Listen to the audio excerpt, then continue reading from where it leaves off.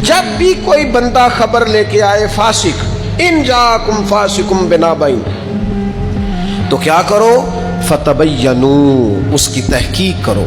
ये आयत नाजिल कब हुई?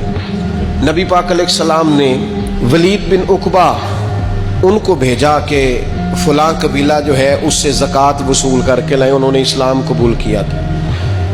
ये जनाब वलीद बिन उकबा जो थे, इनकी उस कबीले के साथ पुरानी रंजश थी, दुश्मनी थी। ये जब ज़कात लेने के लिए गए ना, वो लोग दुश्मनी भुला चुके थे, अब मुसलमान जो हो गए थे। वो नबी पाक अलैहिस्सलाम का कासद समझकर, हुजूर का नुमाइंदा समझकर तलवारें लेकर, नेज़े लेकर बाहर निकले इस्तकबाल करने के लिए। वो इस्तकबाल करने के लिए निकले तो इन्होंने समझा ओहो, इनको तो पुरानी दुश्मनी याद आ गई है, ये तो मुझे शहीद करने के लिए आ गए।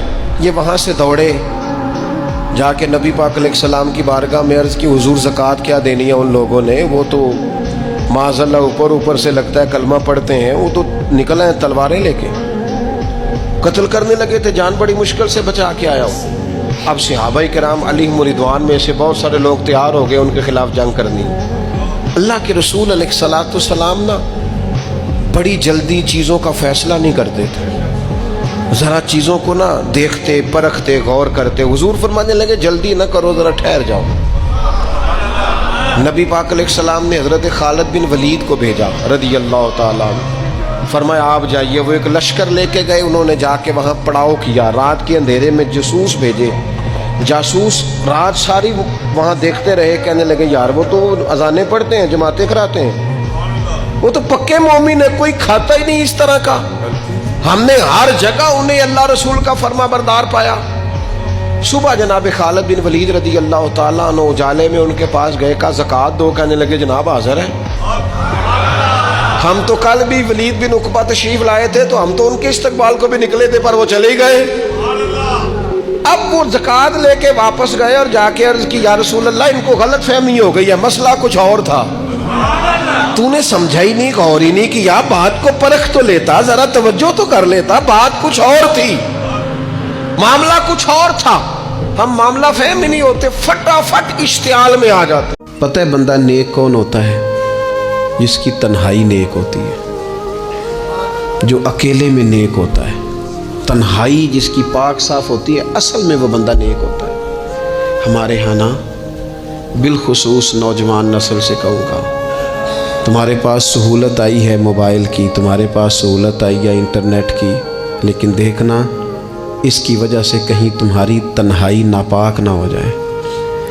देखना इसकी वजह से कहीं तुम्हारा वो अकेले में जो तुम्हारा रब रसूल से रिश्ता जुड़ना चाहिए था, सजदे का नूर होना चाहिए था, अच्छी मनसूबाबंदी करनी चाहिए थी, वो मैला कुचैला ना हो जाए। तन्हाई जिस बंदे की पाक होती है वो नेक होता है। महफिल में तो सारी अच्छी अच्छी बातें करते हैं, महफिल में तो सारे लोग ही नेक होते हैं। ये सही बुखारी में हदीस है, नबी अकरम सल्लल्लाहु ताला अलैहि वसल्लम ने फरमाया, मैं अपनी उम्मत के कुछ ऐसे लोगों को जानता हूँ जो क़यामत के दिन तहामा पहाड़ के बराबर नेकियां लेके आएंगे।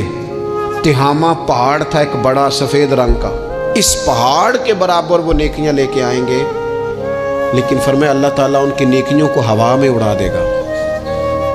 हज़रत सौबान रदियल्लाहु ताला अन्हु ने अर्ज़ की, या रसूल अल्लाह सल्लल्लाहु ताला अलैहि वसल्लम हमें ये मामला खोल कर बयान कर दें। हुज़ूर अलैहिस्सलातु वस्सलाम फरमाने लगे, वो रातों को इबादत भी करते हैं, अल्लाह की बारगाह में भी हाजिर होते हैं, लेकिन फरमाया उन लोगों का मसला ये है, उनका नुकसान ये है, घाटा और ख़सारा ये है कि जब वो अकेले होते हैं तो रब की हुर्मतों को पामाल करते हैं, दीन की हदों को तोड़ते हैं, तन्हाइयों में रब की नाफरमानी करते हैं। नतीजा क्या निकलता है कि वो जो लोगों के बीच नेकियां की होती हैं, नमाजें पढ़ी होती हैं, इबादतें की होती हैं, सदकात की होते हैं, वो भी ज़ाया हो जाते हैं। अगर ये लोग अपनी तन्हाई पाक कर लें तो इनकी बाकी सारी इबादतें भी महफूज हो जाएंगी।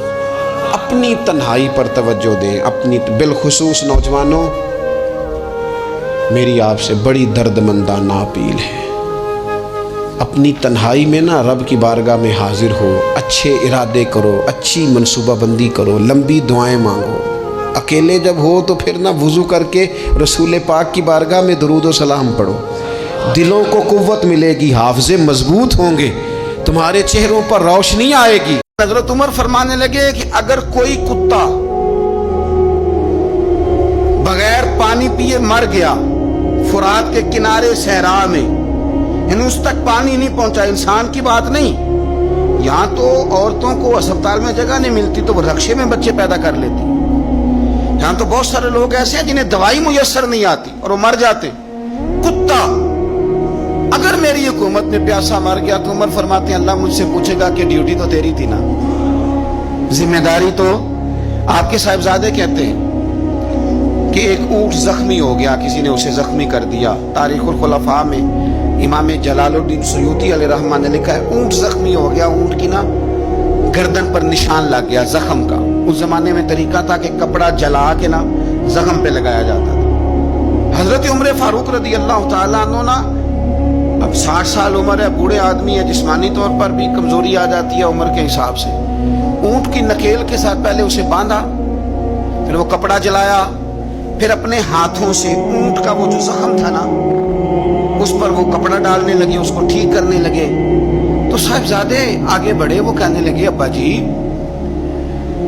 یہ اونٹ ہے اور آپ اس کے زخم کو چھیڑ رہے ہیں، وہ آپ کو تکلیف بھی پہنچا سکتا ہے، تو یہ آپ 2-3 غلاموں کے ذمہ لگا دیں، وہ اس کے زخم پر دوائی مرہم پٹی کر دیں گے، یہ آپ کو کاج ہی نہ لے.